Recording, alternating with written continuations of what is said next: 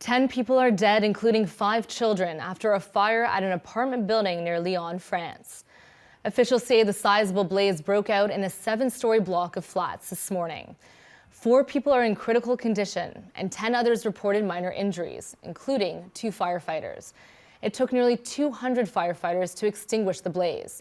The incident took place in one of the city of Lyon's poorest suburbs. Moi, vers 3h30 du matin, j'ai entendu des cris. Du coup, je me suis précipité, je suis sorti de chez moi. J'ai vu le bâtiment à ma gauche, le 12, qui prenait feu au rez-de-chaussée. Après, j'ai vu des personnes qui essayaient d'être évacuées. Il y a une personne qui a sauté par la fenêtre, malheureusement. Elle a essayé de se sauver, mais elle n'a pas réussi. Les pompiers, dès qu'ils sont venus, lui ont fait un massage cardiaque, mais c'était trop tard. Après, il y a plusieurs personnes qui ont été évacuées. Et il y a un homme, il est resté à la fenêtre plusieurs minutes parce qu'il y avait de la fumée chez lui et il ne pouvait pas sortir. Et les pompiers, ils ont un peu tardé sur lui parce qu'il y avait d'autres sauvetages en prioritaire. Et c'est tout, hein. J'ai assisté à ça de 3h jusqu'à jusqu'à 10h du matin et tout, j'étais là.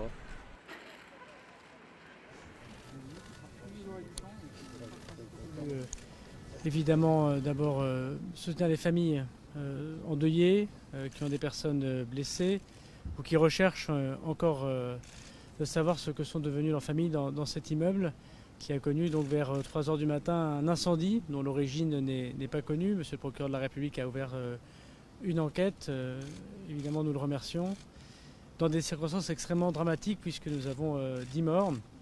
4 blessés très graves, dont la vie est encore en danger. Et ce qui est certain, c'est qu'aujourd'hui, au moment où nous parlons, il y a encore des gens qui sont entre la vie et la mort. On remercie évidemment tous les médecins du SAMU, des sapeurs-pompiers et les médecins aujourd'hui qui opèrent ces personnes. Et la priorité est d'une part à l'identification des victimes. Nous n'avons pas encore identifié toutes ces personnes. Il y a notamment 5 enfants entre 3 et 15 ans.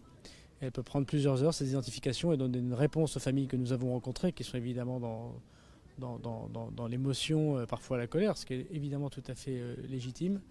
Et nous devons aussi reloger une centaine de personnes. Et dans ce numéro aussi, le numéro 12, il y avait un trafic de drogue connu pour lequel évidemment les services enquêteurs avaient d'ailleurs interpellé cette nuit même des trafiquants. Donc le harcèlement des points de deal est quotidien ici, mais il est certain que la drogue s'est enquistée dans certains quartiers de la République. Ce n'est pas pour faire de mauvaise publicité à cette commune, moi-même dans ma commune et dans celle que connaît monsieur le ministre. Et donc le travail très important que nous faisons pour lutter contre la drogue peut être une des réponses de la situation, et on ne veut privilégier aucune d'entre elles, mais il est sûr que les familles nous ont évoqué ce point de deal, et donc indirectement de squat, bien évidemment, mais encore une fois, il est beaucoup trop tôt pour en tirer des conclusions. Aujourd'hui, nous savons exactement où sont les points de deal. Pourquoi on attend qu'il y a des morts pour réagir? Donc pour tous ceux qui me parlent de deuil, moi je vous dis, c'est pas un accident au hasard. Il y a déjà eu des problèmes comme ça. Ils ont déjà fait des feux dans des cabanes. C'est interdit. On a laissé faire.